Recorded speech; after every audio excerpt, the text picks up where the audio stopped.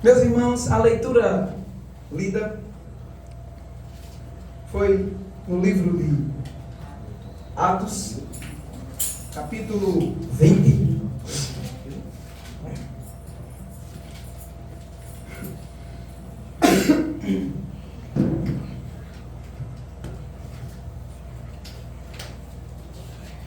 E o versículo 28.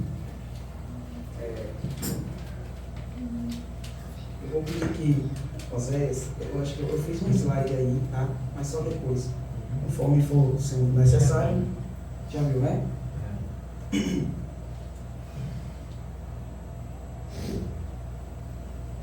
Atos 20, 28.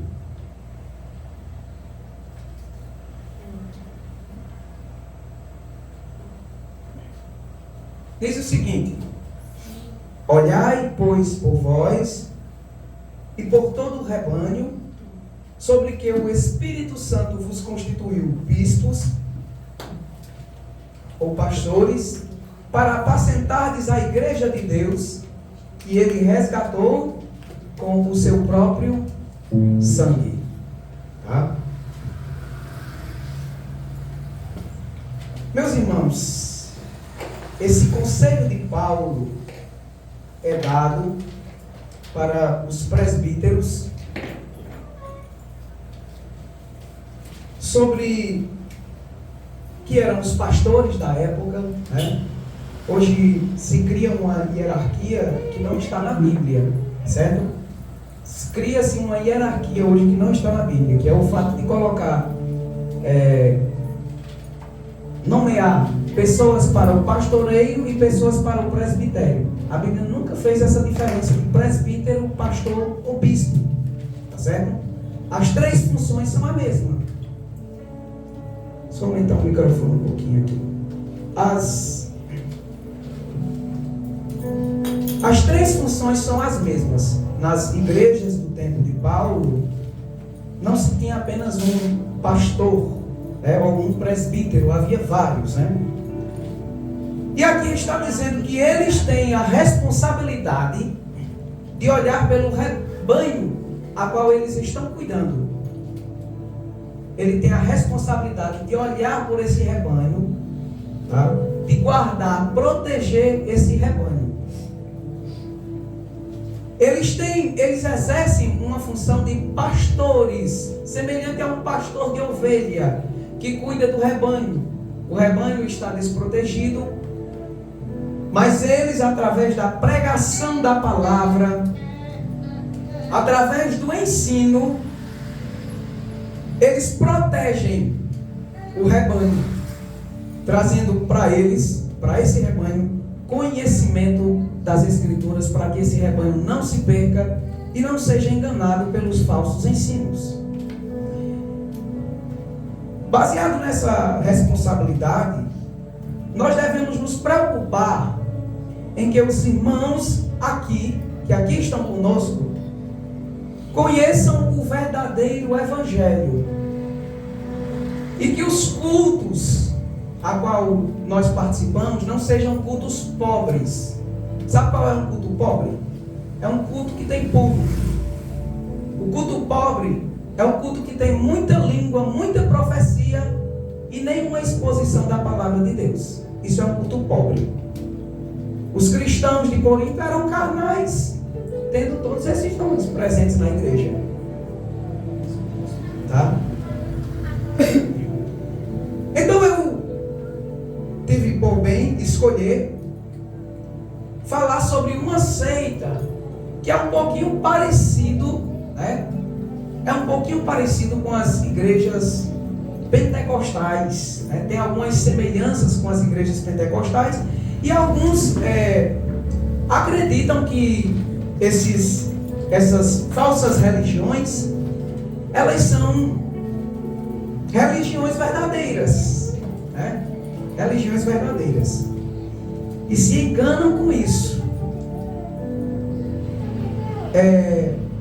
Por favor, Zé, bote no slide.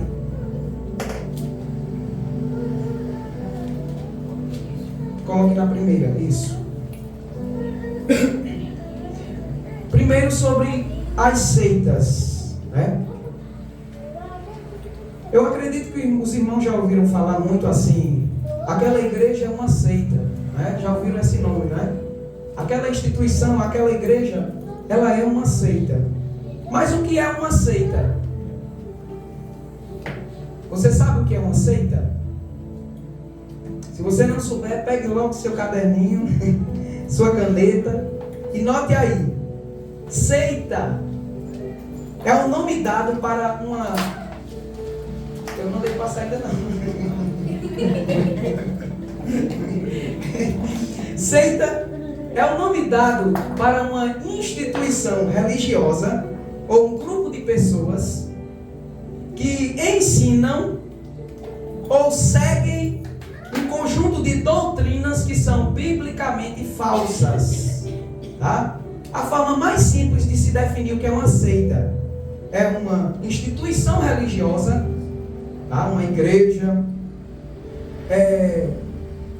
ou um grupo de pessoas que ensinam ou seguem um conjunto de doutrinas que são biblicamente falsas. Ainda que eles usem a Bíblia, são biblicamente falsas as doutrinas pregadas por eles.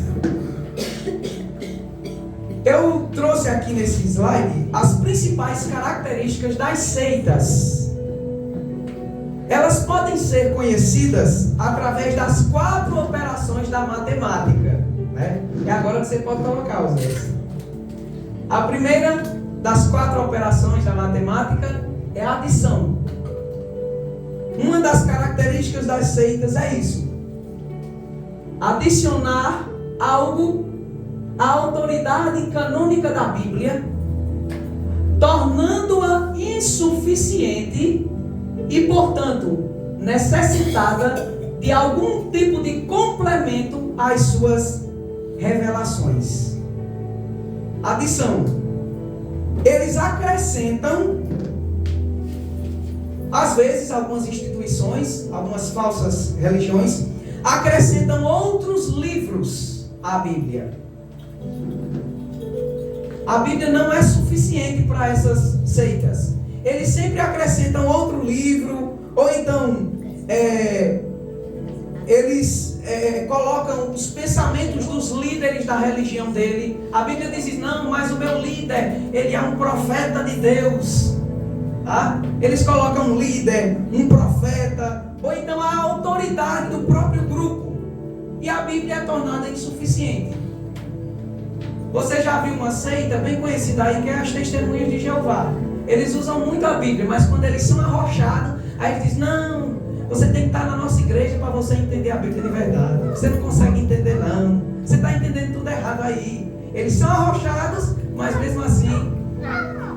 Então a Bíblia não é suficiente. Ele vai dizer: olha, nós temos a torre de vigia, e é de lá que vem os ensinos, tá? Então, uma das características das seitas é essa: a Bíblia não é suficiente. Adventismo, a Bíblia não é suficiente. Tem os escritos de Ellen G. White junto com a Bíblia, e esses escritos têm a mesma autoridade que a Bíblia para eles, tá? Então esse é o problema das seitas. A Bíblia não é suficiente, tem que acrescentar mais alguma coisa. Essa é a primeira das 4 operações, a adição. A segunda operação é subtração. Vamos lá. Primeira pergunta: o que as seitas fazem com a adição? O que as seitas fazem? Adiciona um livro ou alguma coisa a mais, né?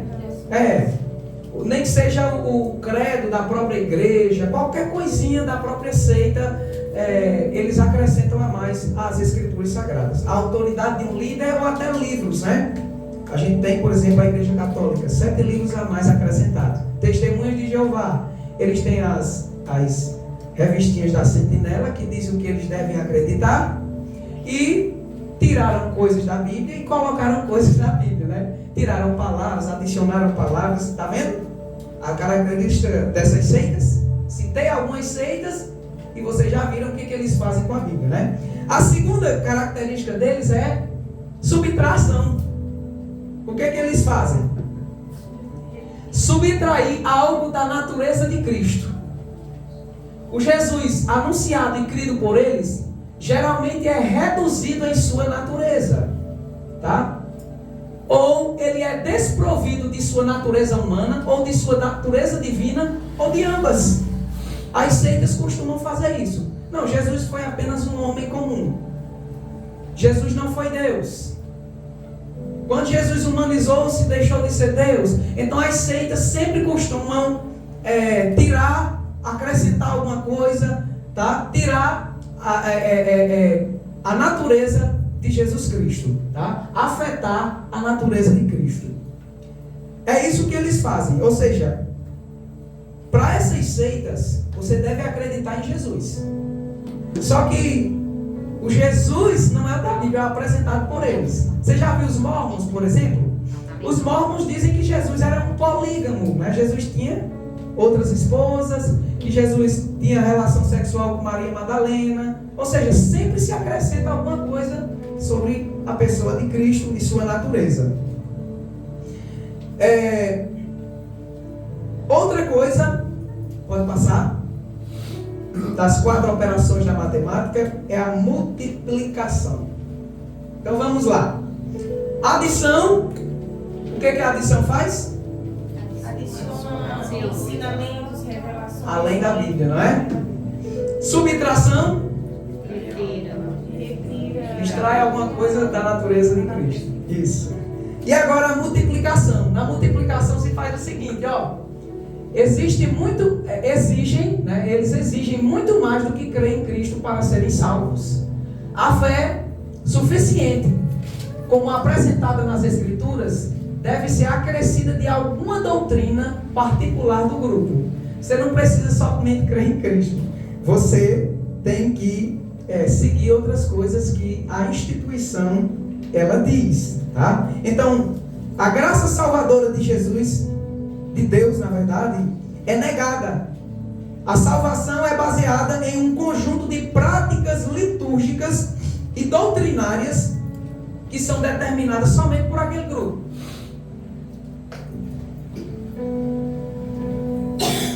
Nenhum outro grupo tem aquela doutrina. É a única dela. Está entendendo? É a única daquela denominação, é a única daquela seita. E quarta característica de uma seita, a divisão. Que é isso? A glória devida a Deus, ela é dividida com a glória do sistema religioso. Tá? É outro erro aí das seitas. Não se pode ser fiel a Deus participando de outro sistema religioso. Pois somente fazendo parte do grupo, daquela seita, somente fazendo parte dela é que você pode agradar a Deus plenamente. Tá? Então, o sistema religioso nessas seitas se torna o responsável, a única instituição que tem condições de apresentar Deus para o ser humano. Tá? Conduzindo o adepto a uma postura de exclusivismo religioso. Você só é salvo se estiver na minha igreja. Só é salvo se estiver na minha igreja. E isso faz o quê? Impede que essa pessoa aceite qualquer outro sistema de crença que não seja a crença dele. Se você não aceitar a minha crença, você está condenado. Está entendendo? Os irmãos podem ver que os protestantes, eles se dividem em diversas denominações, não é isso? Nós temos os presbiterianos, temos os batistas, temos os assembleanos, temos a primeira batista, a segunda batista, temos agora a renascer, tá? Deus é amor. Então, existem diversas denominações protestantes. No entanto, por que essas denominações protestantes não são consideradas seitas? Porque elas não são exclusivistas. Um assembleano consegue se relacionar com um batista. Um irmão da Renascer consegue se relacionar com um presbiteriano. E não tem nenhum problema com isso. Quando se encontra, diz: a paz do Senhor, irmão. O outro vai dizer a paz do seu jeito, paz de Cristo, paz de Deus, mas é a mesma coisa. Esses irmãos conseguem sentar, né? Conseguem sentar e se edificar um ao outro espiritualmente, pois são salvos em Cristo Jesus. Essas seitas não. Se você não for da minha instituição, você está eternamente condenado. Tá? Você não consegue, você não vai ser salvo. Então são essas 4 operações aí, né? Passa aí, Oséias, próximo slide. E agora vem a pergunta, não é? A congregação cristã no Brasil, ela é uma seita? Por que ela é uma seita? Porque ela tem essas características. Ela possui essas características, né? Mas vamos ver aqui, embora não vamos conseguir ver tudo. Se vocês desejarem sentar ali de frente, viu? Vocês podem ir. Muito bem. Alguns dados importantes sobre a CCB, né? Congregação Cristã no Brasil. A Congregação Cristã no Brasil, ela é a segunda, olha só, irmãos. Ela é a segunda denominação evangélica no Brasil, a segunda maior denominação evangélica. Primeira é a Assembleia de Deus e a segunda é a Congregação Cristã no Brasil.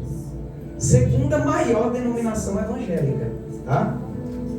Ela foi fundada por um italiano chamado Luiz Francescon. Pode mostrar aí. Pronto, é esse camarada aí. Ele é o fundador da Congregação Cristã no Brasil. Vamos ver um pouco da história dele. Pode deixar aí, viu, Zé? Luiz Francescon, ele nasceu na Itália no dia 29 de março de 1866. Quando ele tinha 24 anos de idade, ele imigrou para os Estados Unidos, onde ele começou a ter conhecimento do Evangelho. Ele ouviu o Evangelho lá nos Estados Unidos. No ano seguinte, em 1891, através da pregação de um irmão chamado Miguel Nardi, um missionário, ele se converteu a Cristo, frequentando na igreja presbiteriana italiana, uma comunidade de italianos que tinha lá. Então tinha essa igreja presbiteriana, que é uma igreja cristã autêntica, tá bom? Então ele se converteu na igreja presbiteriana, que também, essa daqui, foi fundada por Miguel Nardi. Aí ele fundou essa denominação. Foi nessa mesma denominação que ele exerceu a função de diácono e depois de ancião. Na época se chamava ancião, né? É a mesma coisa que presbítero. Segundo o relato que é dado por ele mesmo, por Luiz Francescon, um dia enquanto ele estava lendo a Bíblia, eu queria que você olhasse aí no texto de Colossenses, capítulo 2, e o versículo 12, que é um texto que fala... Colossenses.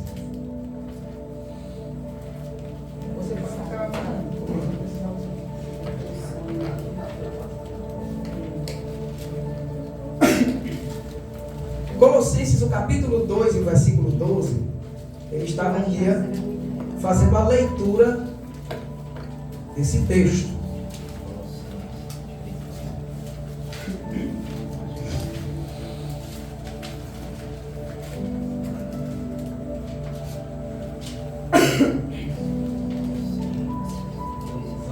Capítulo 2, versículo 12 de Colossenses.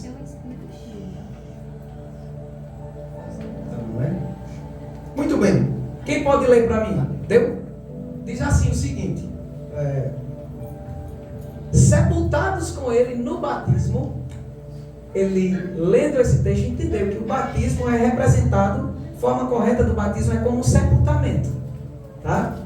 Sepultados com ele no batismo, nele também ressuscitastes pela fé no poder de Deus que o ressuscitou dos mortos. Então ele estava lendo essa passagem, e então ele ouviu uma voz falando com ele duas vezes falando com ele, dizendo assim: ó, tu não obedecestes a este meu mandamento. Tu não obedecestes a este meu mandamento. Que mandamento? O mandamento do batismo em forma de sepultamento. Porque na igreja que ele frequentava, os presbiterianos têm esse costume, né?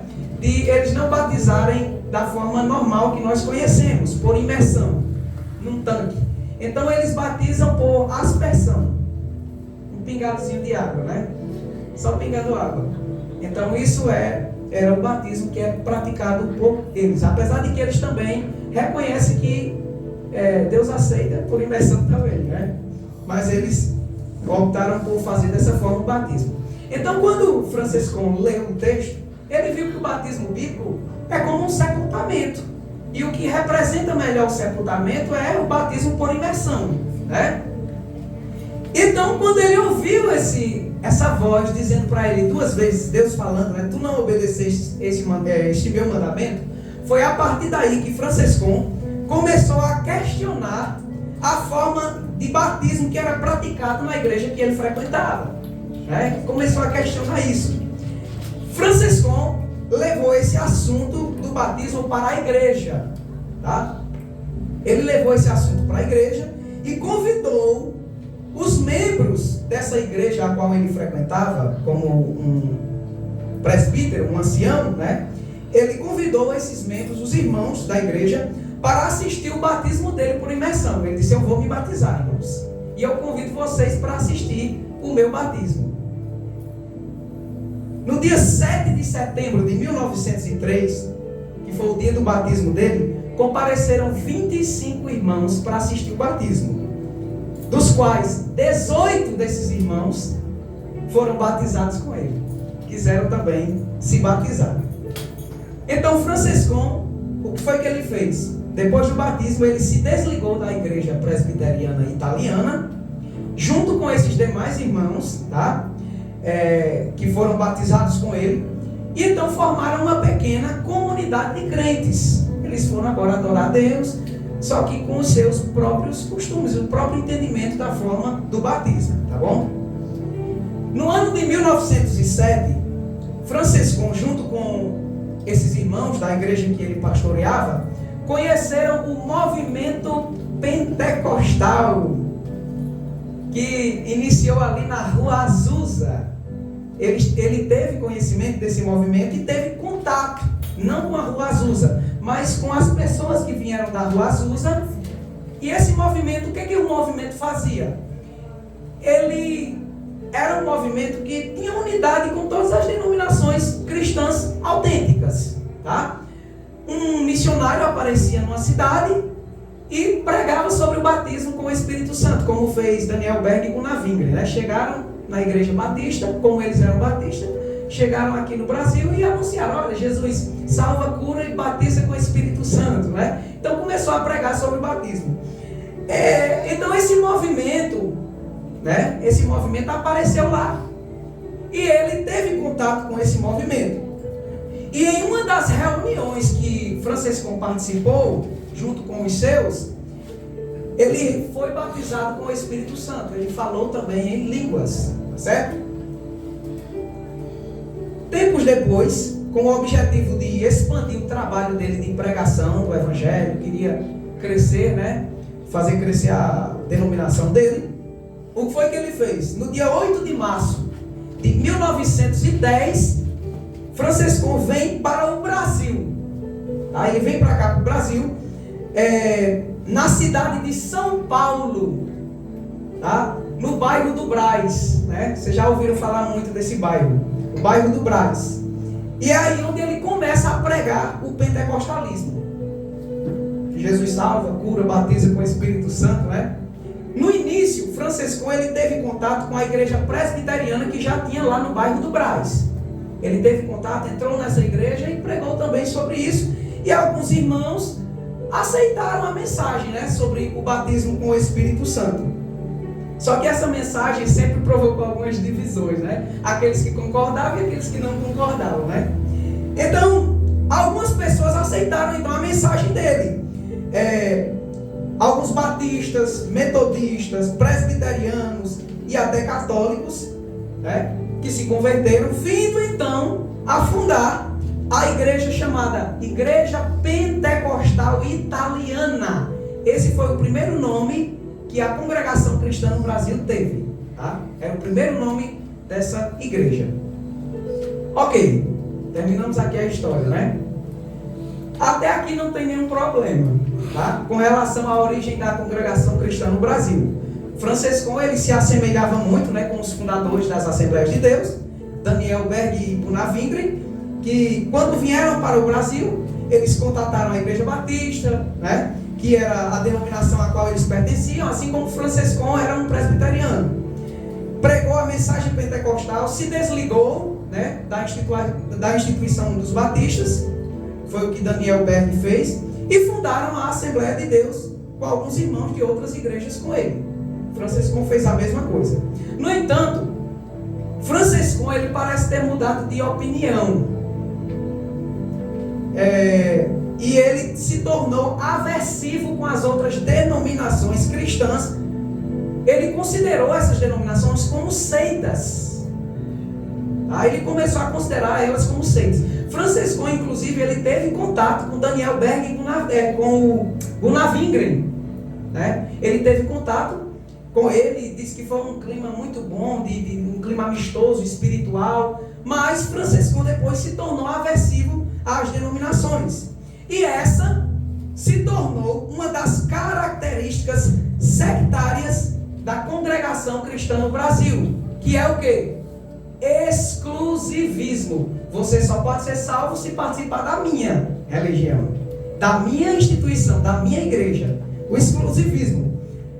No livro escrito por ele, bota aí, Osés, por favor, o slide. Olha só, esse livrozinho aqui, escrito por ele,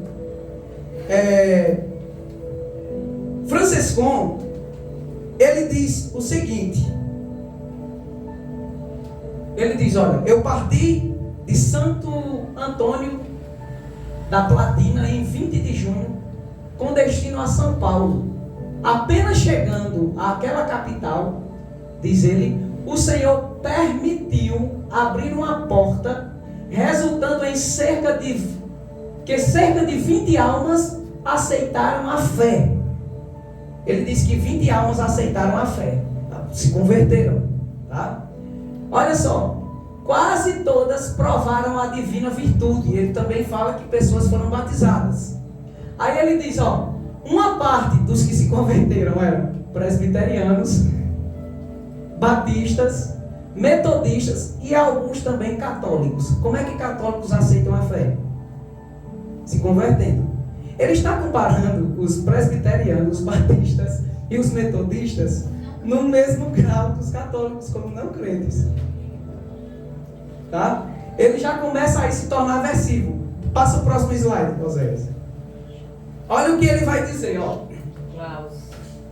Ele diz, na página 16 do seu livro: em princípio de dezembro, o Senhor falou pela minha boca. Ele diz que Deus usou ele em profecia, dizendo: eu, o Senhor, permaneci no meio de vocês, e se me obedecerdes e fordes humilde, eu mandarei convosco todos os que devem ser salvos.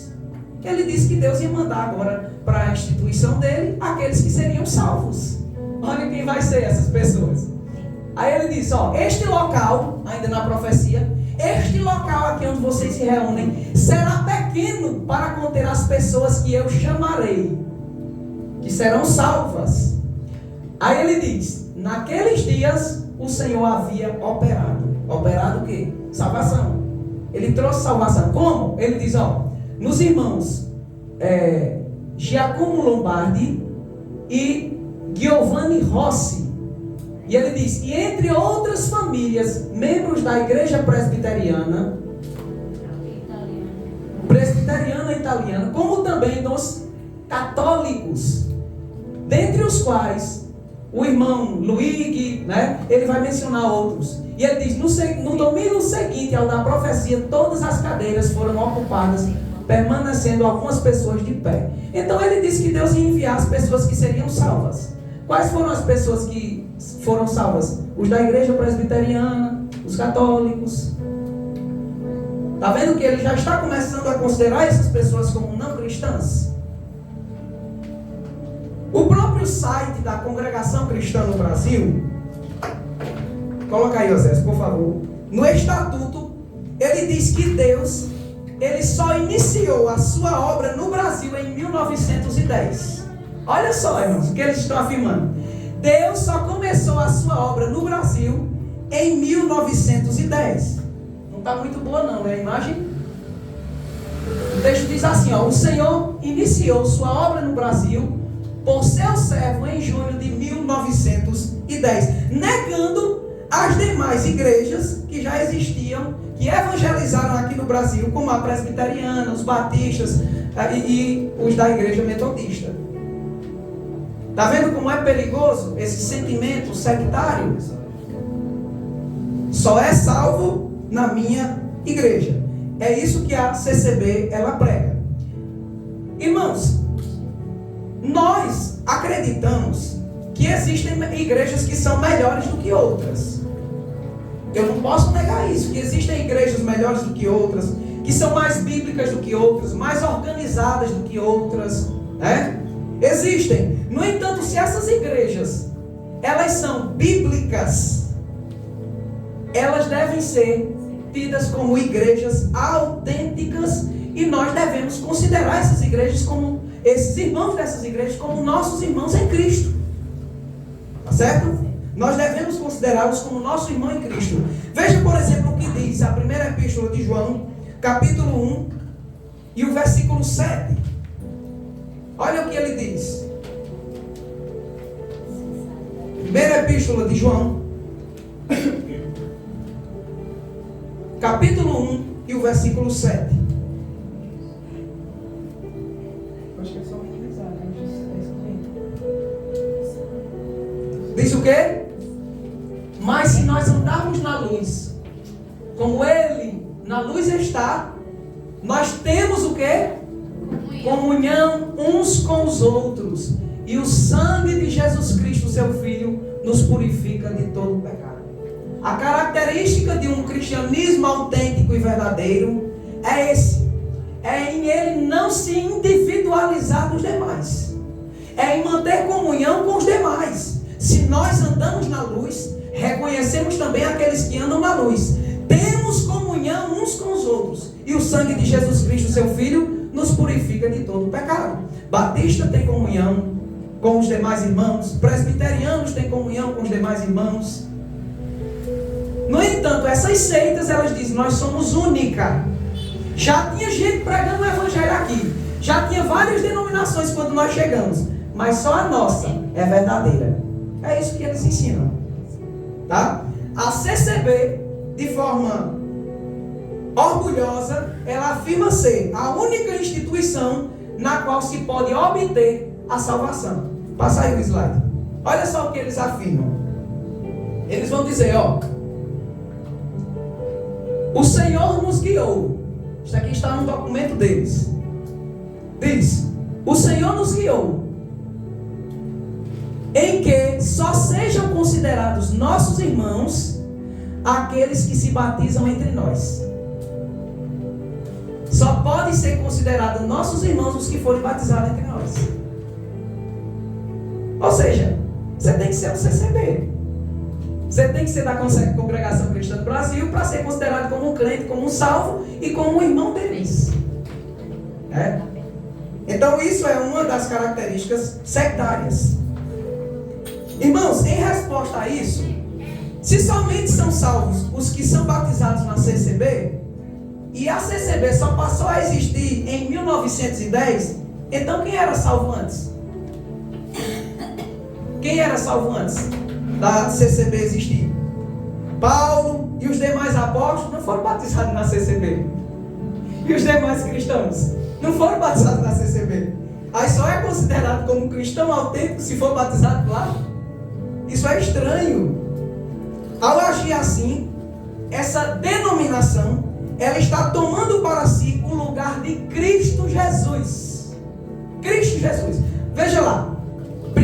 Lá em João capítulo 14 e o versículo 6. Olha só o que a Bíblia diz. João, capítulo 14.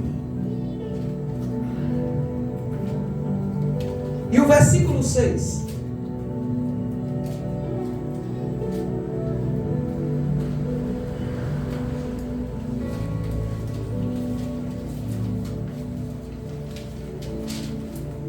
Olha só o que diz, ó. Disse-lhe Jesus: eu sou o quê? É um texto bem conhecido, mas se você meditar no significado dele, ele é profundo. Eu sou o caminho e a verdade e a vida. E ninguém vem ao Pai senão por mim. O que eu preciso fazer para chegar a Cristo? Para chegar a Deus? O que eu preciso fazer para chegar a Deus? De acordo com o texto. Crer em Jesus Cristo. Chegar a Jesus. Pergunte para a CCB. O que eu preciso fazer? Você tem que ser da nossa. Ou seja, ele está tomando o lugar de Jesus. Venha para a gente que você chega a Deus. Jesus diz: eu sou o caminho. Ninguém vem ao Pai senão por mim. Para chegar até Deus, o que você precisa? Crer em Cristo Jesus. Se você creu em Cristo Jesus, você é de Deus. Você chega até Deus. Mais um texto bíblico. Atos capítulo 4 e o versículo 12. Olha só o que diz. E em nenhum outro há salvação. Isso é uma resposta para eles. Eles dizem: você tem que participar da minha igreja. Você vai dizer: não, o que João diz? Não é isso aí não, que você está dizendo não. Em nenhum outro há salvação, porque também debaixo do céu nenhum outro nome há dado entre os homens pelo qual devemos ser salvos. Não é a congregação cristã no Brasil o nome dado entre os homens pelo qual nós devemos ser salvos. É Cristo Jesus. Se você quer em Cristo Jesus, você obtém a salvação, mesmo não sendo da CCB. Na verdade, o perigo é você ir para lá, né? O perigo está em você ir para lá. Essa igreja, irmãos, ela também tira a esperança do perdão e da restauração de indivíduos que cometeram certos pecados, como adultério. Mesmo depois dessas pessoas se arrepender, a pessoa ela pode não ser mais aceita dentro da igreja, da instituição deles, sob a acusação de que aquela pessoa que pecou, ela perdeu definitivamente a sua salvação. O cara chega lá chorando e ela diz: não, você perdeu a salvação, não tem jeito mais para você não. Se acostume, você está perdido. Não, mas eu estou arrependido, eu abandono. Mas você está perdido, não tem mais salvação para você. Resultados: se você pesquisar, você vai ver casos de suicídio, pessoas que tiraram sua própria vida porque perderam a esperança, pessoas que entraram em depressão e outros que se tornaram ateus, ficaram com ódio de Deus. Como é que Deus me rejeitou? Como é que Deus me rejeitou? Eu pequei, mas eu estou arrependido e Deus está me rejeitando. Isso gera um ódio nessas pessoas e eles se tornam ateus, tá? É esse o resultado, o bom resultado que eles trazem, tá bom? Então isso é perigoso. Se você sair de lá da instituição, né, você pode estar perdendo a sua salvação. Se você for para outra, pode estar perdendo aí a sua salvação. Esse é o perigo da instituição. Não pode frequentar outras também não. Se frequentar, você vai ser advertido, né? E depois você pode até ser excluído de lá. Muito bem, irmãos. E em resposta a isso, nós temos diversos textos bíblicos que mostram pessoas cometendo pecados na Bíblia e sendo perdoados. Davi, por exemplo, ele cometeu adultério. Se Davi fosse da congregação cristã do Brasil, ele tinha perdido a sua salvação. Ainda bem que ele não era de lá, né? Ele pertencia a Deus mesmo. Davi, diante do seu pecado, ele teve que crer em Deus. Ele creu em Deus. Ele disse no Salmo 51, disse: tu não te agradas em sacrifícios para perdão de pecado, porque senão eu já teria te oferecido a Deus. Sacrifícios para ti é um coração arrependido, quebrantado. Aí ele diz: há um coração quebrantado e contrito, tu não desprezarás, ó Deus. Para você obter o perdão de qualquer tipo de pecado, você só precisa se arrepender e crer na graça de Deus que te restaura. Tá? Há um caso também lá em Corinto, né? Paulo diz, seja ele entregue a Satanás, que ele saiu da igreja, né, e se opôs ao evangelho. Há outros, Himeneu, né? Esse aqui é o caso do cara que estava com imoralidade com a sua madrasta, né? E ele foi, então, expulso, né? Ele foi expulso. Paulo diz, seja ele entregue a Satanás para a destruição do corpo, mas para que o espírito seja salvo. Então, mesmo um pecado terrível como esse, o camarada se relacionando com a sua madrasta, enquanto o pai estava vivo, tá? Mesmo ele cometendo um pecado desse, Paulo diz, ele vai ser disciplinado, ser considerado como um não crente, um não cristão, mas tudo isso, o que vai acontecer? Ele vai ser entregue a Satanás para a destruição do corpo, em sofrimentos, doenças, enfermidades, vai ser infligida a esse camarada, mas para que ele no leito se arrependa e seja salvo. Pecados terríveis como estes. E mesmo assim a Bíblia apresenta solução e oportunidades. Davi, caso de adultério, teve o perdão de Deus. Pedro que negou Jesus, teve de Deus o perdão. O filho pródigo que rejeitou o pai, que é Deus, rejeitou a Deus, mas voltou arrependido e foi recebido. Foi recebido. Muito bem. Vamos compreender agora um pouquinho das doutrinas dele, né?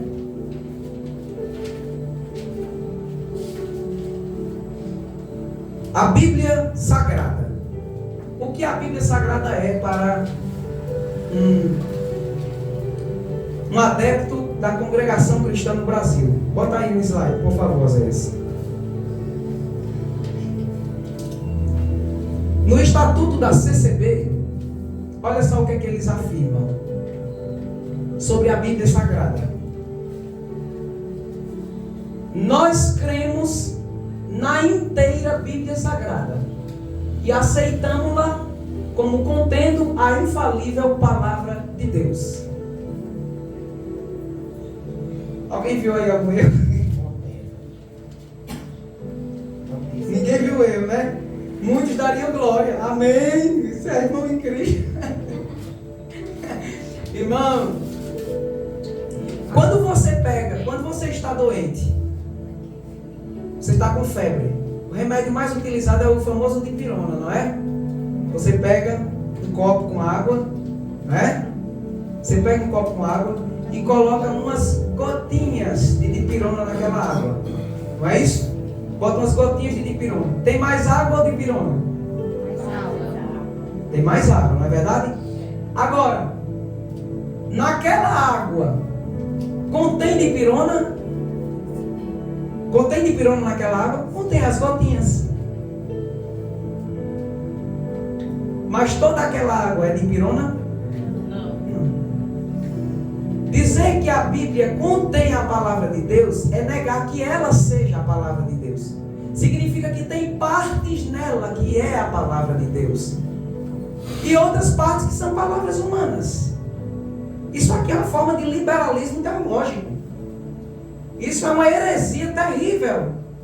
Por quê? Como eles sabem disso? Eles? Como é que eles podem dizer sem saber? Como eles chegam a essa conclusão? Esse é o problema.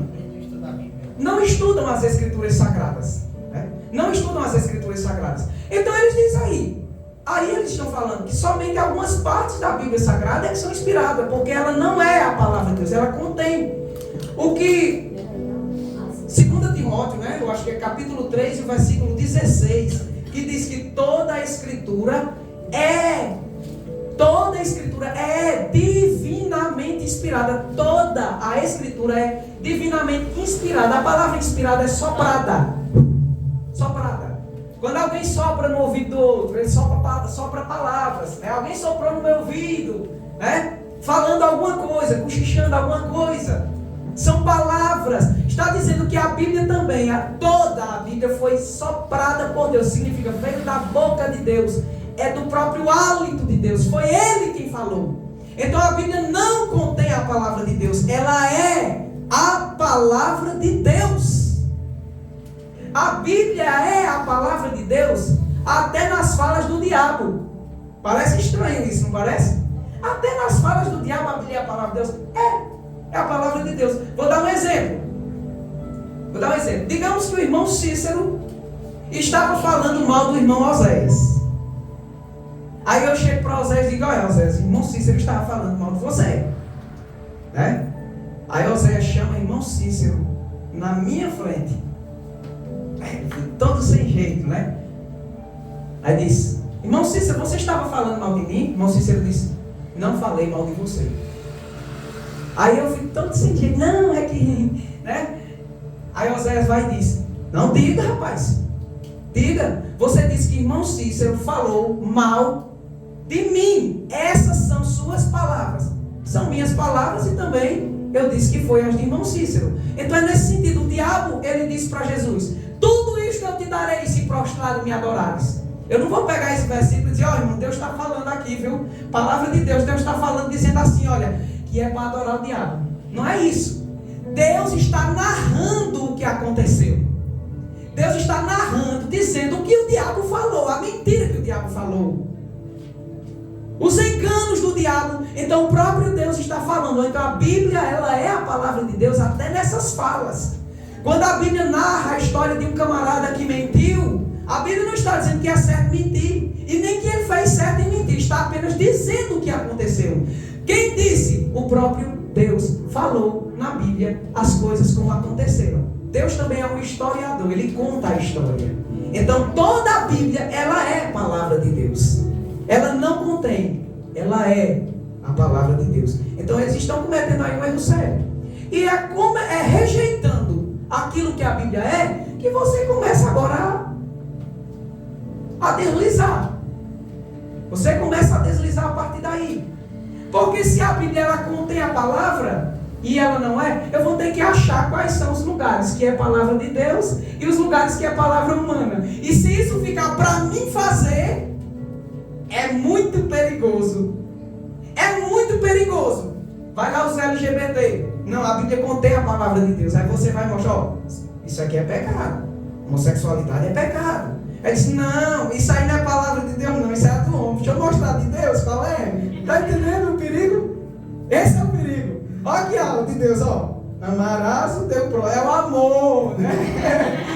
Aqui sim, é a palavra de Deus. Ali não. Ali não. Está vendo o perigo? Esse é o perigo. Descredibiliza as escrituras sagradas. Então, apesar deles afirmarem que creem na Bíblia Sagrada, né, como perfeita guia de fé, que é o que eles dizem aí, eles costumam, irmãos, devotar mais fé nas palavras dos líderes deles, dos anciãos, tá, do que na Bíblia Sagrada. Se os líderes deles disserem uma coisa, todo mundo aceita. Você diz: mas a Bíblia diz isso. Não, mas os anciãos são usados por Deus, viu? São usados ali em profecia. Deus dá a palavra ali para eles e pronto, palavra revelada. Eles até têm um costume, né? Eles utilizam aquela expressão: ei, bora para a igreja, irmão, buscar a palavra. O camarada está com a Bíblia no braço e diz: vamos para a igreja buscar a palavra? A palavra no braço dele. Está entendendo? Então eles acreditam nisso, que a palavra vai estar lá, na igreja. Veja só, passa aí o próximo slide. No livro Pontos de Doutrina, aqui ó, Pontos de Doutrina, e da fé que uma vez foi dada aos santos, na página 19, ele diz o seguinte: aos crentes, a palavra de Deus ensinada à sua igreja não é para ser discutida, porém obedecida. Só assim se honra o Senhor. A princípio parece ser bonito, não parece? Devemos obedecer a palavra. Mas a palavra aí é a dos líderes. O camarada pega um versículo, bota o dedo e diz, ó, a partir de hoje isso significa isso. Então, Deus falou. Aí chega um camarada lá e diz, ei, isso aqui tá estranho, não? Vai, rapaz. A palavra de Deus não é para ser discutida, é para ser obedecida. Está entendendo o que eles fazem? Com base nisso, ninguém questiona os ensinos da liderança ou do manual de doutrina deles, tá? Acreditando que tudo isso aí veio do Espírito Santo. Mas olha só o que Gálatas capítulo 1, versículo 8 a 10 ensina. Gálatas capítulo 1, versículos 8 a 10. Você está numa batalha aqui. Tem que botar no slide e depois no versículo. Paulo dizendo, Gálatas 1, do 8 ao 10. Paulo diz, mas ainda que nós mesmos, quando os anciãos falam na igreja deles, eles se calam. Não é para discutir, não é para... estão sendo usados por Deus. Mas Paulo, o apóstolo, ele dizendo, mas ainda que nós mesmos, nós os apóstolos, ou até um anjo do céu, se um anjo aparecer a vocês, anunciando outro evangelho, além do que eu já tenho ensinado, seja amaldiçoado. Que esse anjo, que esse apóstolo, pode ser eu, ou qualquer um dos demais apóstolos, se falar outro evangelho diferente desse daqui, seja amaldiçoado. Ou seja, o próprio Paulo estava dizendo, se um apóstolo falar alguma coisa, examine o texto, para ver se o que ele está falando está de acordo com o texto. Se um profeta vier e profetizar alguma coisa, examine o texto. Examine o texto para ver se o que ele está falando está de acordo com o texto. Porque Deus não é Deus de confusão. O irmão passa a vida inteira lutando, aprendendo a Bíblia para obedecer a Bíblia. Quando é chega um profeta e desfaz de tudo que ele, com muito sufoco, aprendeu. Que é isso, irmão? A Bíblia não diz isso. A palavra de Deus não é para ser questionada, não. Herege, filho do cão, vai para o inferno. É isso. Olha o perigo. Versículo 9. Paulo diz, assim como já vos dissemos, agora de novo também vos digo, se alguém vos anunciar outro evangelho, além do evangelho que vocês já receberam, seja amaldiçoado. 10. Porque persuado eu agora a homens ou a Deus? Ou procuro agradar a homens? Se estivesse ainda agradando os homens, não seria servo de Cristo. Está aí um recado para aqueles que são da CCB. Vocês querem agradar homens ou querem agradar a Deus?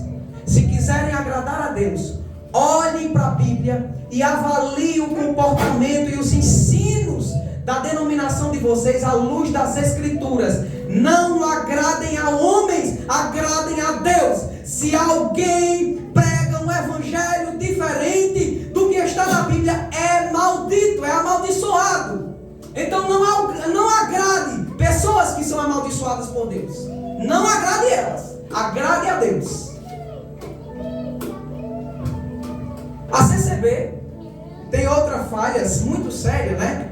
Que ela não valoriza nem incentiva o estudo da Bíblia. Não, de jeito nenhum. O que mais nós falamos aqui é estude a Bíblia, lê a Bíblia, né? Eles criticam quem faz isso, né? Ele não valoriza nem incentiva o estudo da Bíblia. Eles dizem, olha só a explicação deles. Eles dizem que o cristão não precisa estudar a Bíblia para pregar. Porque a Bíblia promete que na hora o Espírito Santo falará no crente. Nós vamos analisar esses textos. Para eles, o estudo da Bíblia... Pode jogar o microfone. Para eles, o estudo da Bíblia é carnal. É carnal estudar a Bíblia. Um crente que estuda a Bíblia é um crente carnal, não é espiritual não. É pão requentado. Viu? É um pãozinho requentado. Melhor é o pão que sai na hora. Eles dizem. É a mensagem que sai na hora. Assim, as pregações deles se tornam um show de exibicionismo e falsa espiritualidade. Se você abrir a Bíblia na hora, você abre aqui o texto, e conseguir fazer um bom discurso de um texto que você não sabe nem o significado, mas se você conseguir falar bem, palavras interessantes, se você conseguir fazer isso, você foi usado por Deus, e Deus falou com a igreja. Então eu vou estudar a Bíblia para levar a palavra. Os caras já olham assim para você e dizem: oxi, que é isso, irmão? Que é isso, irmão? Tem Deus na vida não, é? O Espírito Santo está em você, não é na hora. Quero que você abra o texto na hora. Eu não quero pão requentado, não. Eu quero um pãozinho quente na hora. Abra, bota o dedo, o versículo que sair, você saia falando. Saia pregando.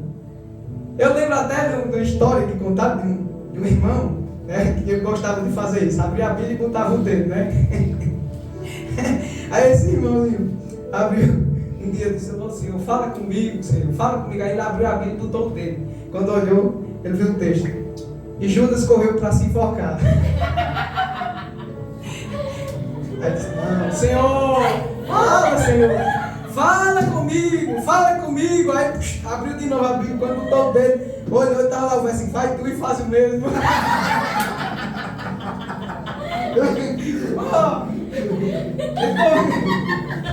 Isso é perigoso. Isso é perigoso. Isso é perigoso. Isso lembra algumas denominações que nós conhecemos.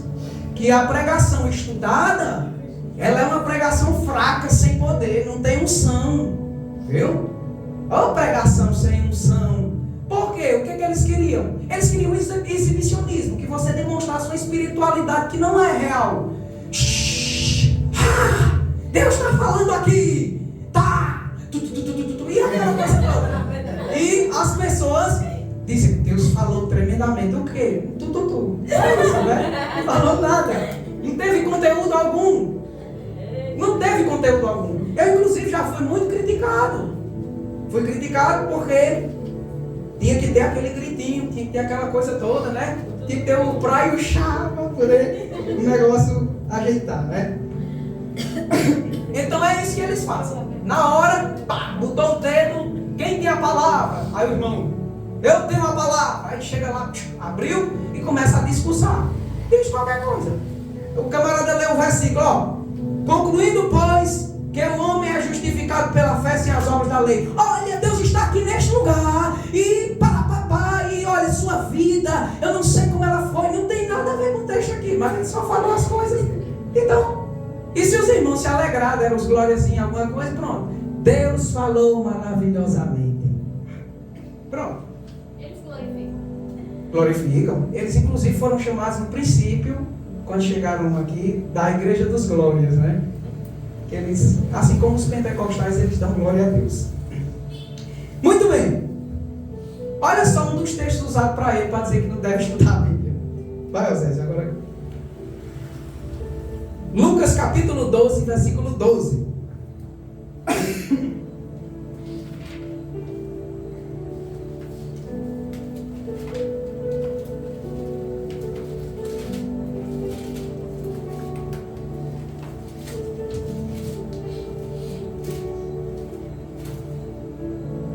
Diz o seguinte o texto, ó. Eles dizem: não, nós não precisamos preparar a mensagem não. Porque na mesma hora vos ensinará o Espírito Santo o que vos convém falar. Ó, bonito o texto, não é? Bonito o texto. Mas o texto a gente está falando do momento dos cultos, que nos momentos dos cultos o Espírito Santo vai dizer o que o camarada vai falar, não. Está falando que no momento de tribulação, quando os cristãos estiverem sendo perseguidos, tá? Quando os cristãos estiverem sendo perseguidos, levados aos tribunais, ó, e quando vos conduzirem às sinagogas, aos magistrados, às potestades, não estejais solícitos de como ou do que haveis de responder, nem do que haveis de lhe dizer, porque na mesma hora, vos ensinará o Espírito Santo que convém que vocês falem. Falando no momento de perseguição, irmão. Um crente no momento de perseguição, que se vem na mente dele é renunciar à sua fé. Mas o Espírito Santo que está em nós, nos dá uma graça tal, a ponto de nós professarmos a nossa fé em Jesus, mesmo diante da morte, mesmo diante de ameaças de morte. É isso aí que o texto está dizendo. Aí, não, no culto, na hora, bota o dedo, é só abrir a Bíblia e botar o dedo lá no texto, o versículo que sair, Deus vai lhe dar a palavra na hora. Aí você senta, escute, e você vai ver, não teve palavra nenhuma, não tem explicação nenhuma, não tem nada de bíblico ali. Só tem que ter algumas verdades bíblicas. Dizer que Jesus está presente, dizer que Deus é bom, dizer que Deus cura, dizer que Deus... Mas não significa explicar o texto. Explicar o que Deus quer falar. Tá? Se você dá, imagine um pai ou uma mãe, deixa o filho em casa e dá umas responsabilidades para o filho. De manhã você vai ter que comprar o leite, fazer isso, fazer aquilo, né? Aí botou ali na geladeira, pum, o filho acorda de manhãzinha, né? Aí viu lá, para comprar leite, para fazer isso, para fazer aquilo. Aí o filho disse, não, o pai não está dizendo para fazer isso não. Onde é que já se viu? Rejeitar o que o pai ou a mãe colocou ali. Sabe que no final, quando o pai chegar, o couro come, né? Essas pessoas estão desprezando a voz de Deus nas Escrituras Sagradas. Um livro de enfeite, um livro que você não vai entender o que Deus falou, ou vai interpretar uma coisa diferente do que Deus falou. Deus diz, traga leite, né? Traga leite. Aí você lê e diz, não, aqui é desinfetante. Aí você traz desinfetante. Pia um sol, não, aqui é álcool. Onde é que já se viu isso? Você lê o texto da Bíblia e explica outra coisa, que não tem nada a ver com o texto. Isso é desobediência, isso é recusar ouvir a voz de Deus. Tá? Então, está aí um erro cometido por eles, de interpretação, né? Ali está falando do contexto de tribulação. Outro texto que eles usam é Eclesiastes, capítulo 12 e o versículo 12.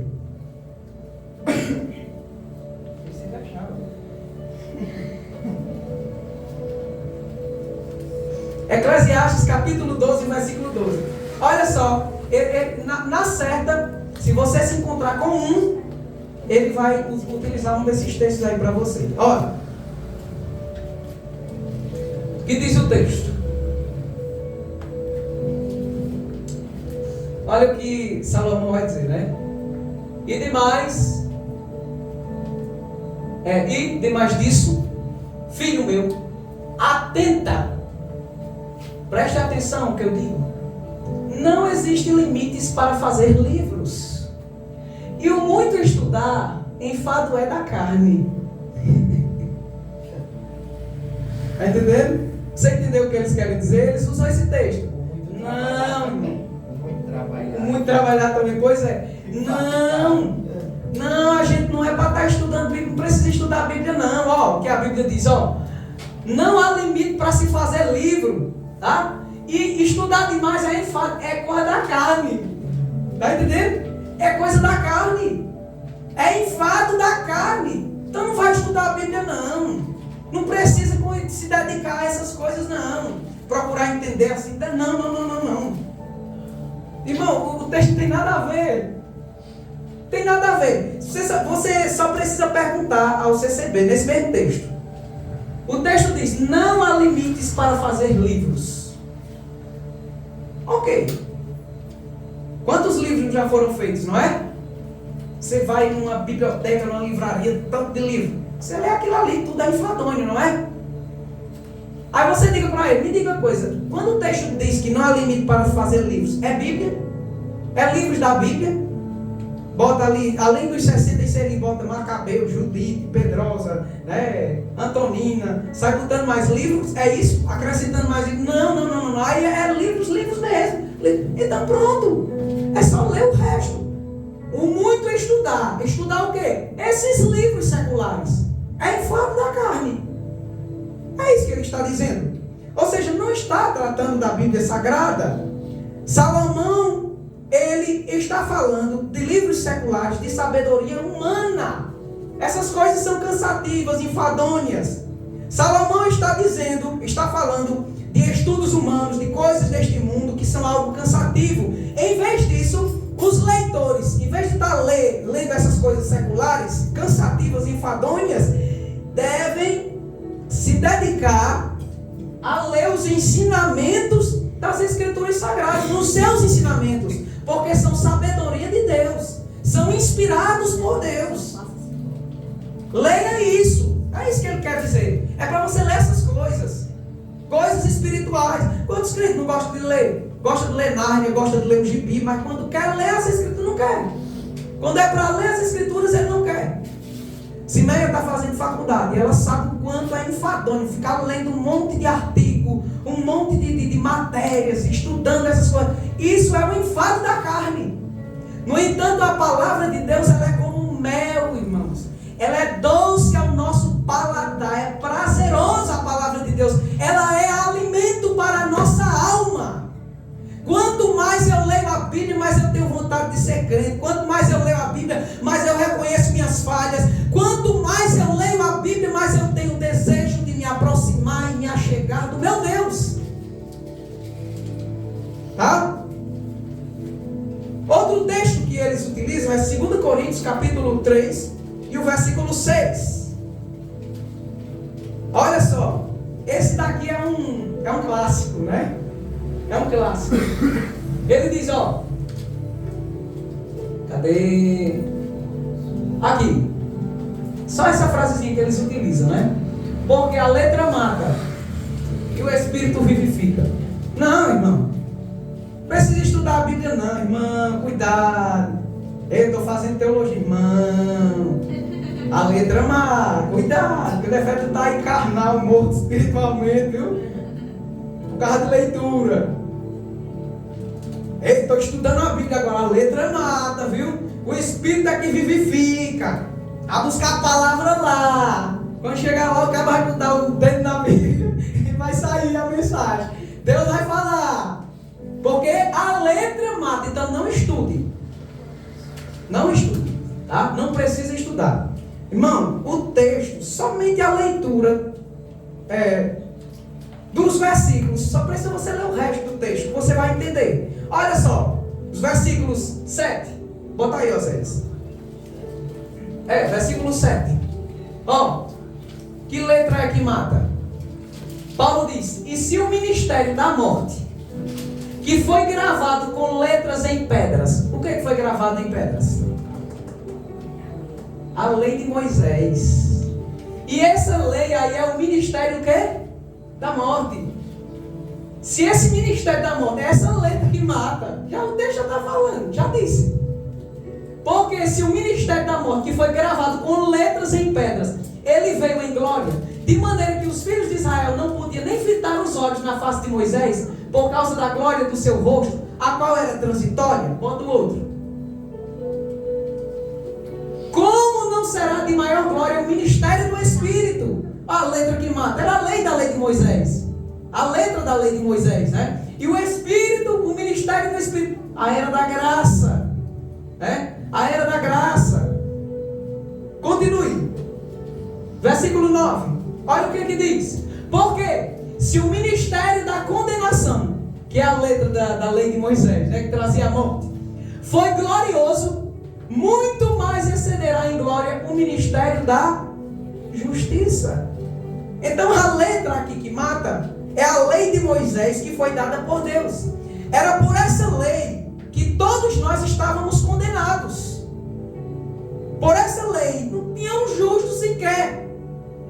Não havia um justo sequer. Todos estávamos condenados à morte. Porque pela lei ninguém pode se justificar. A lei mata, condena, pune as pessoas, mas a graça, o Espírito e o Senhor Jesus Cristo vivifica. Porque nós não somos justificados pelas obras da lei, praticando o que está escrito na lei, na letra da lei. Pela letra da lei, nós não obedeceríamos à lei, estaríamos condenados. Mas nós somos justificados pelo sangue de Jesus Cristo. É isso o que o texto está dizendo. Em lugar algum, Paulo está dizendo que a leitura mata alguém. Leitura não mata, irmão. da lei. A lei matava o que desobedecia. A lei era para dar vida, para que ele conseguisse obedecê-la, tá? Olha só, o próprio Deus ordenou o povo de Israel a escrever e aprender os seus mandamentos. Deuteronômio, capítulo 6. Já vou finalizar, né? Deuteronômio, capítulo 6, os versículos 6 a 9.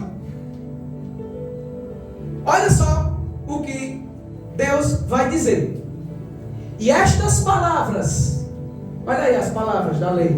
E estas palavras que hoje te ordeno devem estar no teu coração. E as intimarás aos teus filhos. E delas você deve falar, assentando em tua casa, e andando pelo caminho, e deitando-te, e levantando-te. Também as atarás por sinal na tua mão, e te serão por testeiras entre os teus olhos. E as escreverás, até escrever, copiar os textos da Bíblia. Foi incentivado aqui. E as escreverás nos umbrais de tua casa e nas tuas portas. Escreva. Mas aprenda tudo o que está na lei, para que você obedeça. Aí olha só, capítulo 8 de Deuteronômio, versículo 1. Eles fazendo isso, guardando esses mandamentos. Ó, todos os mandamentos que hoje vos ordeno, vocês devem guardar, para os praticar, né, obedecer. Para que vocês... A letra aqui não está matando ninguém não, tá? Deus disse, é para até copiar as letrazinhas. Copie, leia, mas obedeça. Porque se obedecer, mata. É condenação para você. Mas se você obedecer às palavras, vai trazer vida. Então não é letra que mata, não é a desobediência. Tá? É a desobediência. Tá vendo os falsos ensinos? Quando não se quer estudar as escrituras, se ensina qualquer coisa. Se ensina qualquer coisa. Irmãos, nós ficamos aqui,